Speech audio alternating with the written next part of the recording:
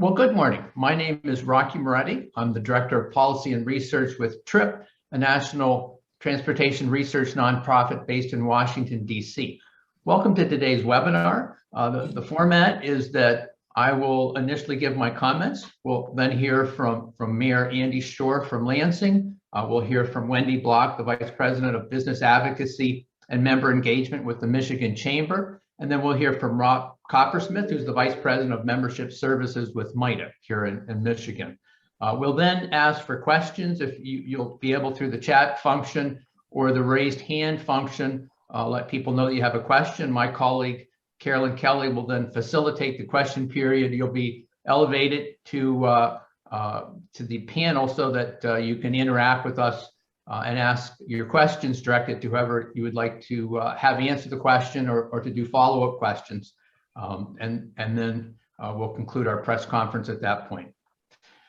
TRIP as an organization since 1971, so now for over 50 years, have been releasing reports at the state, national, and local level, looking at the condition of our transportation system, its impact on the economy, its impact on traffic safety, and really focusing in on what are the costs and the benefits of that system. And this report today really addresses that issue head on. TRIP as an organization is supported by a coalition of manufacturing, insurance, construction, labor, and engineering organizations. They look to us to put out reports that, again, help quantify the condition of the system, the use of the system, and also its impact really on quality of life across the country. This report, titled "Where Are We Going?" is based on an analysis of the latest data from the Michigan Department of Transportation, as well as the Federal Highway Administration. We really relied largely on data from the Michigan Department of Transportation response to questions that we provided that really were about what's the current condition of the system, what's your current level of investment, and then we asked them to look into the future to really get a sense of what the future is going to look like based on different levels of funding. We have seen in Michigan that the state over the last several years has been able to increase its investment in transportation, which has obviously been critical in addressing an aging system of roads, highways, and bridges. And we've also, at the end of last year, we saw the approval of the Infrastructure Investment and Jobs Act federally, which has been critical, resulting in approximately a 33% increase in federal transportation funding, both for highways and transit in Michigan. We also note in the report that obviously COVID has had a significant impact on the use of the transportation system in Michigan. In the early parts of the COVID pandemic, travel was down at its height by 54% in April of 2020. But by November of 2021, travel in Michigan was back to within 5% of pre-COVID levels, consistent with really what we're seeing across the country. So this report really focused in on three future scenarios. We started with the current condition of the system, current levels of traffic congestion, and also, unfortunately, the number of traffic fatalities happening every year in Michigan. And then we looked in the future and we asked the department to look at three potential scenarios over the next decade. The first was based on the latest funding formulas, and we actually had to have the data redone by the department after the approval of the federal program so that we made sure that this incorporated the impact of the additional federal dollars. So we said, under the current level of funding, what will happen over the next 10 years with the system? The second scenario was if you had to invest just to make sure things stayed the same, they didn't get any worse, what would that funding look like? And then the final scenario, scenario C, was if you had the ability to invest adequately to make significant improvement in road and bridge conditions, to make significant improvement in roadway safety, and then finally to also improve reliability by addressing some of the challenges in terms of traffic congestion. Under that funding scenario, what would the future look like? And really, we took a look at that to really see what would be the impact on the residents and visitors of Michigan in terms of quality of life, in terms of the condition of the system, and then finally looking into the future and say what would be the impact of different investment levels. The report found that currently 24% of Michigan's major roads are rated in poor condition, providing motorists with a rough ride. 7% of the state's bridges are in poor condition or rated as structurally deficient. And this really indicates that these are bridges that are in immediate need of repair. They're still open to traffic because structurally they're still safe for motorists to drive on, but have reached a point where the repairs are necessary. Currently, approximately 1,100 people annually are being killed in traffic crashes on Michigan roadways. And we know that when roadway improvements are provided, everything from rumble strips and turn lanes and better lighting, better bike and pedestrian facilities, we see a significant benefit to the public in terms of reduced crashes and, more critically, reduced fatalities. And we also note in the report that prior to the pandemic, from 2000 to 2019, we saw overall traffic delays in Detroit increase by 15%, and in the Grand Rapids area, traffic delays increased by 69%. So we did see the reliability of the system declining. In fact, the report also includes the latest list of the 20 least reliable segments of highways in Michigan. And as you would anticipate, most of them are in the large urban areas, particularly in the Detroit and Grand Rapids area. We then took a look at those costs. And for roads, driving on rough roads, increased costs because it's more stress for your vehicle. So you're seeing accelerated vehicle depreciation, more routine repairs, and more fuel use and tire wear. For safety, we looked at the economic cost of serious and fatal traffic crashes. For bridges, we just looked at the current cost to repair all deficient bridges. And we think this is important because obviously, if you have a long-term need to repair something, it's a liability in economic terms. So we added that cost. And finally was the cost of all traffic delays in terms of time lost by motorists and also commercial vehicles. The report finds that the current annual cost to the average Michigan household of deficient roads and bridges, traffic crashes, and traffic congestion is $4,845 annually. But we looked over the next 10 years and basically said, well, what happens if we just stay on the road, the path we're on in terms of investment? The report found that based on current funding formulas in Michigan, over the next 10 years, the share of roads in poor condition will double from 24% to 49%. The share of bridges in poor condition will increase from 11% to 18%. Traffic fatalities will remain at approximately 1,100 per year, and traffic congestion will actually increase by approximately 10%. At this funding level, or I would say if Michigan continues at its current funding level, the annual cost per Michigan household of deficient transportation will increase to $6,273 annually over the next 10 years. Finally, we took a look at what would happen if the state was able to invest adequately to improve the system, improve safety, and also improve reliability. The report found that if the state is able to invest adequately in its transportation system, that the share of Michigan roads in poor condition over the next decade will decrease to 9%. The share of bridges in poor condition will decrease to 1%. Very critically, the average number of annual traffic fatalities is anticipated to drop by approximately 300 lives annually based on a safer transportation environment. And finally, traffic congestion levels would be anticipated to decrease by approximately 20%. If Michigan is able to invest adequately in its transportation system over the next 10 years, we expect the average transportation cost per household to decrease to $2,479 annually. Now, looking at these additional costs, and really as I conclude my comments, providing a transportation system that saves lives, that improves reliability, and also improves conditions is going to cost additional investment. And we point out that currently the average Michigan household is investing approximately $436 annually in improving its transportation system. And the ideal investment to make these improvements would be $1,309 annually. What that means is that an additional investment of $873 annually per household results in a reduction in household cost of $3,794. Quite simply, the return on investment of putting additional money into transportation system is more than 4 times the cost of making those investments. So the rate of return on Michigan's transportation investments is approximately 4.3 in terms of the share of benefit you return back from making those investments. So I'm going to end my comments right there, and I'm going to ask Mayor Shore to provide his comments.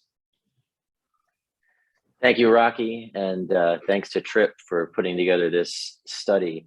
I'm gonna be brief. I mean, this report shows what we anecdotally know, and we've been talking about for a while, that we need more investment in our roads. You mentioned 24% of our roads and bridges, but especially roads. 24, but you mentioned 25% of the roads are poor. Certainly, we see that here in Lansing. In terms of numbers, Lansing gets somewhere about $17 million a year in revenues for roads. And when I say 17 million, that's federal, state, and local millage. And that's all of our funding. That's plowing, it's repair, it's potholes, it's pretty much everything. Now we get 17 million a year, and we have about $300 million in need right now.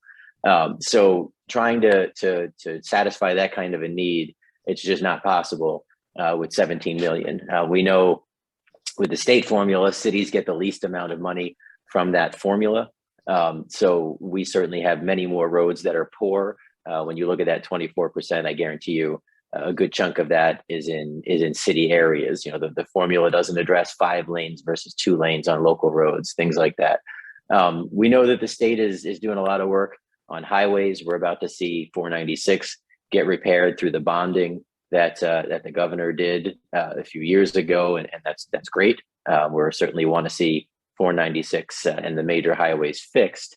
But when it comes to local roads, it leaves significant challenges, which is probably one of the top 2 complaints that I hear about from citizens. And I just ran for election last year, so I knocked thousands of doors, and I'm telling you that citizens are talking about their local roads.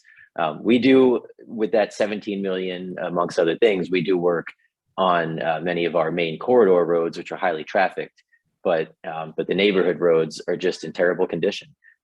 We will get your pothole in 48 hours. So you report it to us and we'll get your pothole in 48 hours. But anyone that knows roads knows that's a Band-Aid. It's not a solution, and the solutions for roads are really expensive.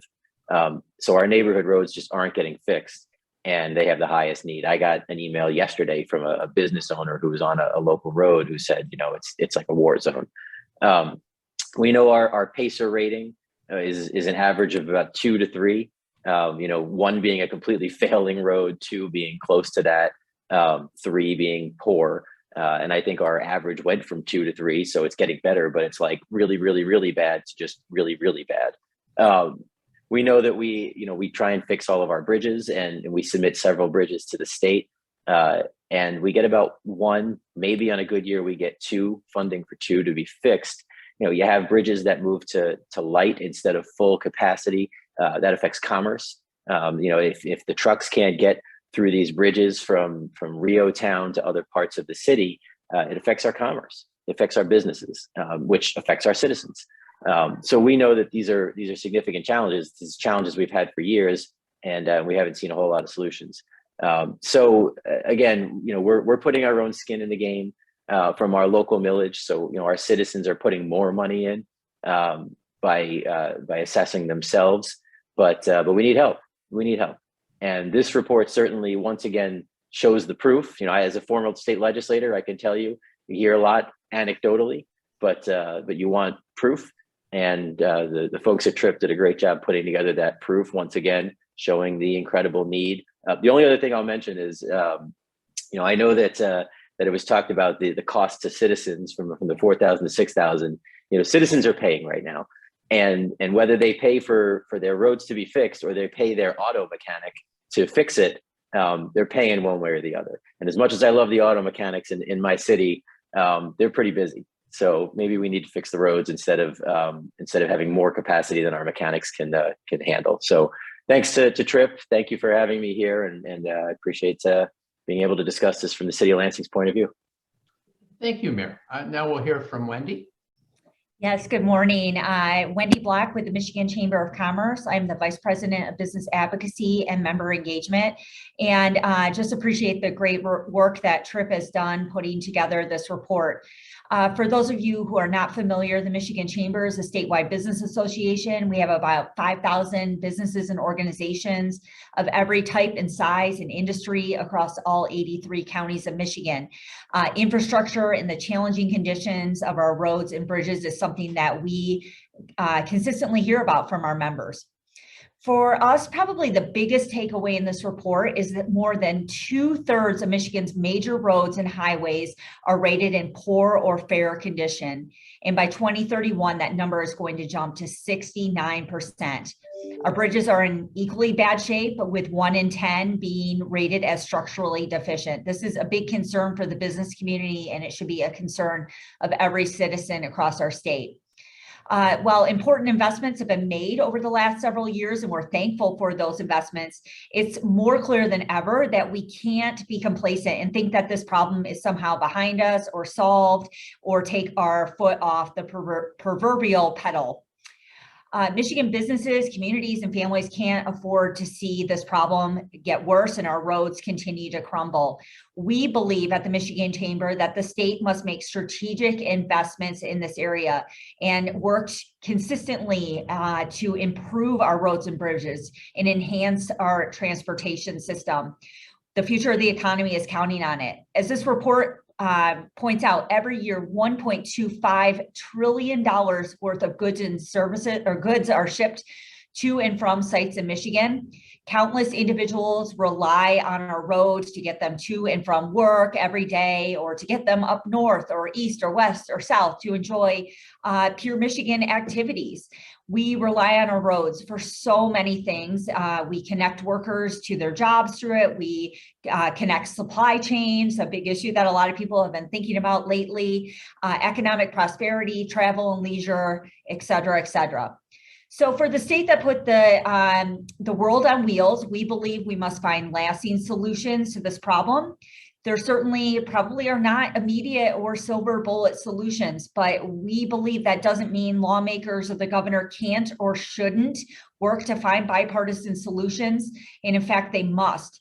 And we at the Michigan Chamber, being an active participant in the legislative process and advocating on behalf of our members, are committed to be an active and pragmatic participant in these conversations so that we don't fall further behind. And we do have some ideas for some solutions. There's some low-hanging fruit. We can maybe get into that in the question and answer period. But with that, I'm going to conclude my comments. So we do have time for a question and answer, and hand things over to Rob Coppersmith with MITA. Thanks, Wendy. Yeah, Rob Coppersmith with MITA, the Executive Vice President. First of all, we'd like to thank the team at Tripp for doing this report. We like the scenario layout. I think that it provides lawmakers with an opportunity to do a real assessment. I think it would provide the residents of Michigan to the ability to decide what their quality of life might be going forward, because we feel the heavy construction industry, we see the need. We see that we can only pave X amount of road and then it stops. Because we don't have adequate funding and other things to go along with it. Our governor's done a great job of giving us a big injection of dollars, as well as the IIJA money. So to me, the fear is that we get this big influx of dollars and a lot of people think the problem's been solved. It's honestly just a jump start. The Tripp report, paints some very nice scenarios for a 10-year run and where we're going to end up if we just take the current funding levels and the current one-time dollars and think of it as our job is done. I think the state of Michigan is in an excellent position to change the way we do business. And from that point of view, I mean, we're no longer going to be able to be reliant on a gas or fuel tax as electric vehicles come on the scene. So we're going to have to take a good hard look at how we can fund our transportation system well into the future. And I think the next couple of years regarding that will be highly critical.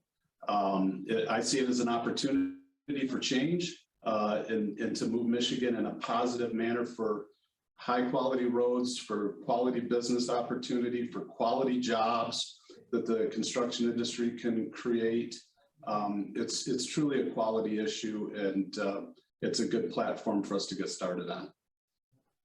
Thank you, Rob. And before I turn it over to Carolyn to facilitate the question and answers, I think, one of the things the report finds is that even with the additional federal funding, unfortunately, future conditions are anticipated to get worse without additional funding.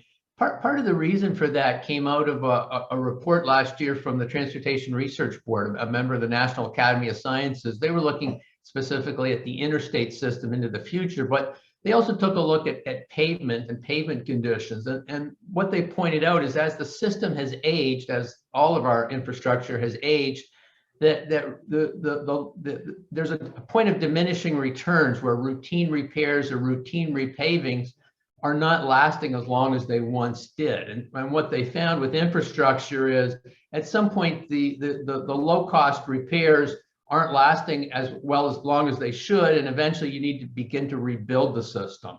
And I think that's why you see infrastructure, even with some additional investment, are still actually deteriorating faster than they can be repaired, because ultimately you do need to move towards a more expensive reconstruction. So I think that's part of the reason that you see these high numbers in terms of future conditions. And now Carolyn is going to facilitate the question and answer session. Yep. Thanks, Rocky. I'm Carolyn Kelly. I'm the Director of Research and Communication for TRIP. We'll open things up to Q&A right now. As Rocky noted before, if you do have a question you'd like to address to the panelists, you can either use the chat function below or the raise hand function. And I'll note that the full report is up on the TRIP website right now. That's at tripnet, tripnet.org. We'll also have a recording of this news conference up there in the next half hour or so. And I also do know that the Mayor Shore has a hard stop at 10:30. He's got another meeting that he's got to get to. So we've just got him for a few more minutes. I see a question from Cody Butler. Cody, I'm going to promote you to a panelist, and you'll be able to ask your question of our speakers live.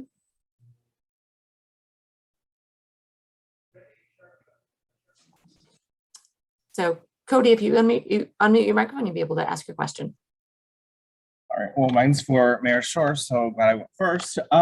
So Mayor, being in Lansing, you drive around all the time. You said yourself that the neighborhood roads are deteriorating, they're in the worst shape.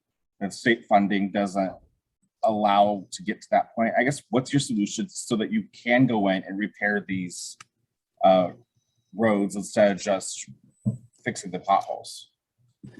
Well, we need funding. That's fixing a road is expensive.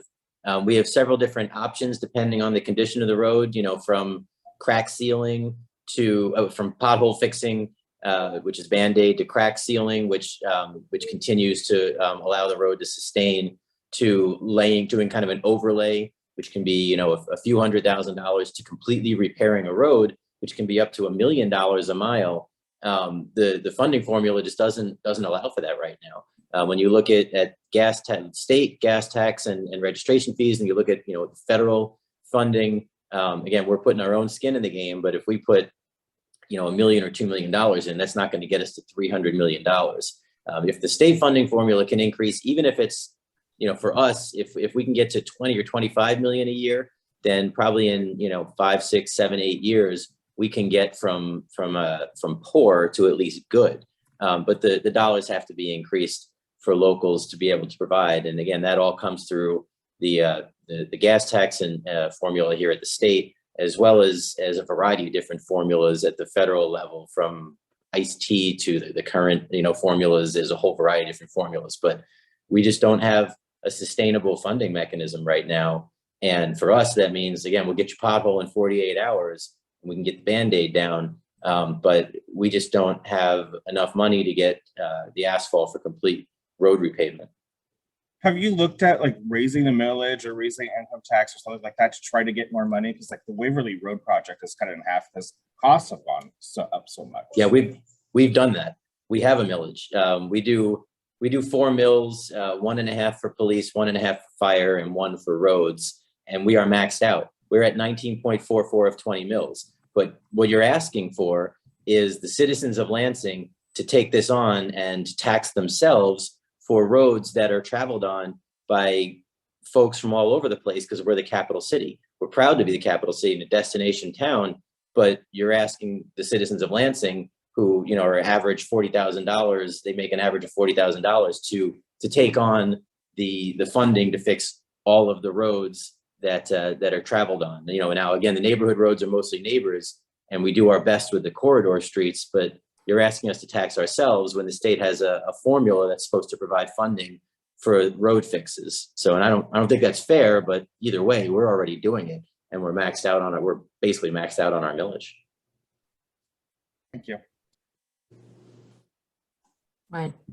Thank you, Cody. I have another question from Jam Sardar. Jam, you'll be able to promoted YouTube panelist. In just a moment, you should be able to unmute your line and ask your question.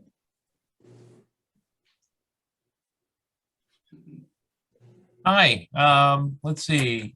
Thanks for having us and doing this today. I guess, you know, one of my questions is, I've got a few, so hopefully you'll let me sneak them all in there.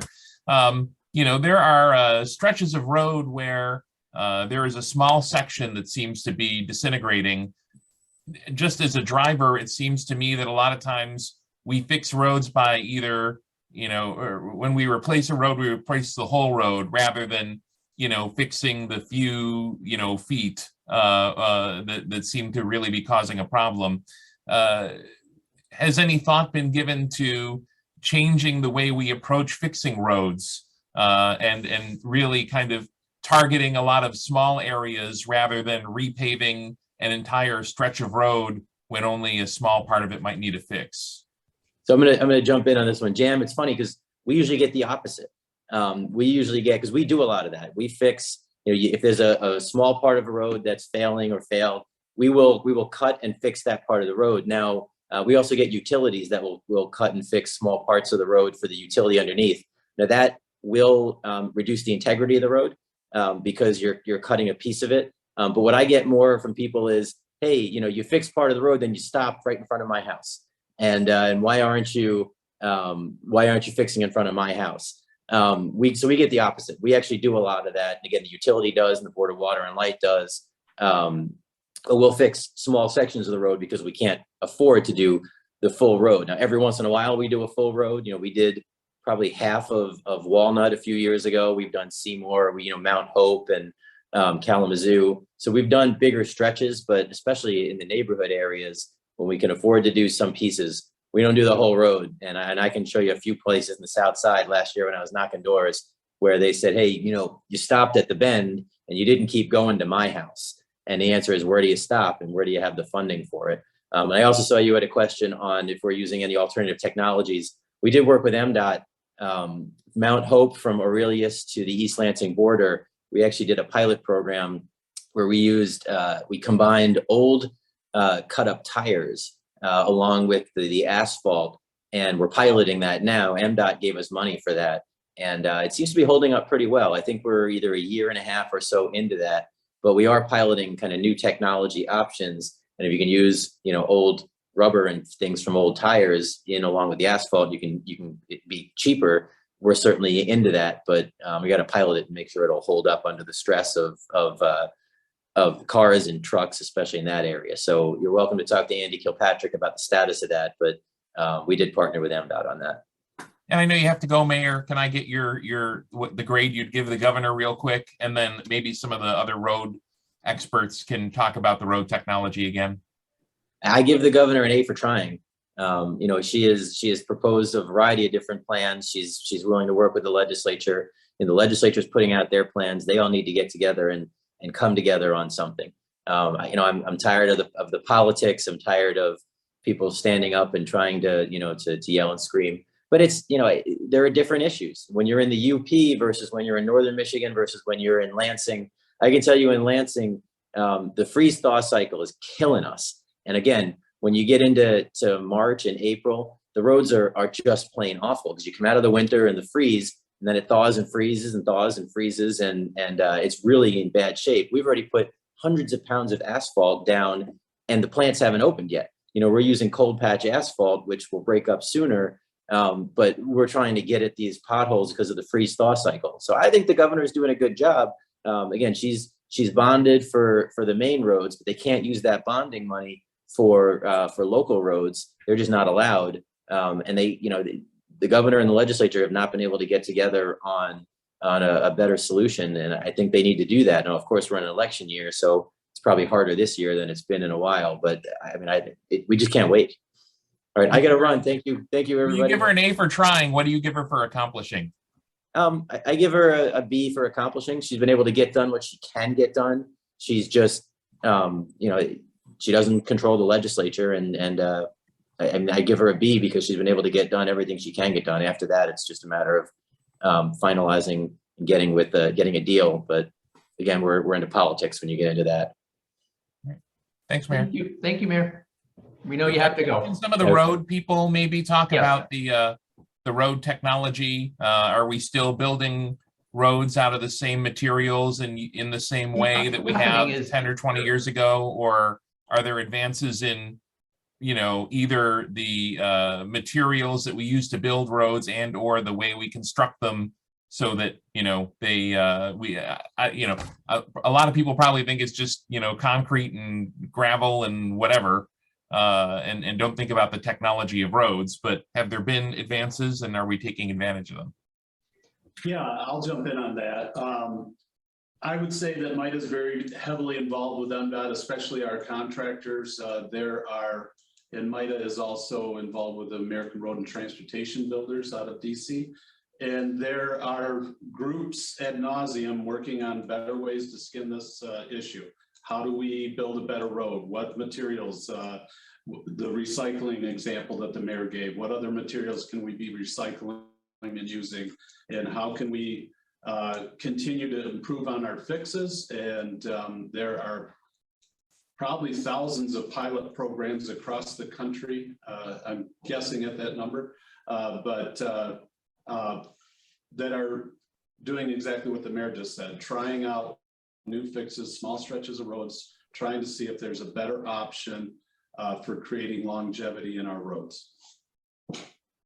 Yeah, and just to quickly add on to what Rob said, yes, certainly there are new materials that have been developed, that continue to be developed, but really what the research shows is that, and I think the mayor gave a good demonstration of the reality on the ground, is that cities are triaging limited funding, and unfortunately they don't have the funding to make the ideal decisions, which would be to get ahead of the problem and then maintain your roads in good condition for as long as possible. And once you have your roads in relatively good condition, you can do the simple resurfacing, and those measures in the long run are far more cost effective. But the challenge in Michigan, and unfortunately in many states, is that you've fallen so far behind that you're forced, like Lansing, to really try and deal with the individual problems as they come up. And obviously that's not the most effective in terms of the outcome, in terms of smooth roads, and also in terms of the cost effectiveness of using your resources. Yeah, we've gotten past the era of routine maintenance. Routine maintenance seems to be band-aids on big problems, and especially at the local level. The mayor laid out a great scenario of his problem with the $17 million a year he gets, and you extrapolate that across the state, and you can easily see how millions turn into billions, and those are big numbers that are floating around. But I would also challenge that the formula has been in place for a long time, and what the formula needs is adequate funding. And then we can determine if the formula needs to be adjusted or not. But if everyone was getting a bigger bite and had stable funding, he sees his opportunity as changing the formula. And I would dare say that if we had adequate funding, the formula still might work. So it's just another area to consider. Carolyn, are there additional questions? I don't see any additional questions or any other hands that are raised at this point. Okay, well, at this point, we'll conclude the news conference. Thank our panelists for their expert comments. And also, as Carolyn said, we'll have this recording up on our website shortly, and certainly the TRIP staff will be available through the day if there are additional questions. By all means, just reach out to us. With that, we'll conclude the news conference, and thanks everyone for participating.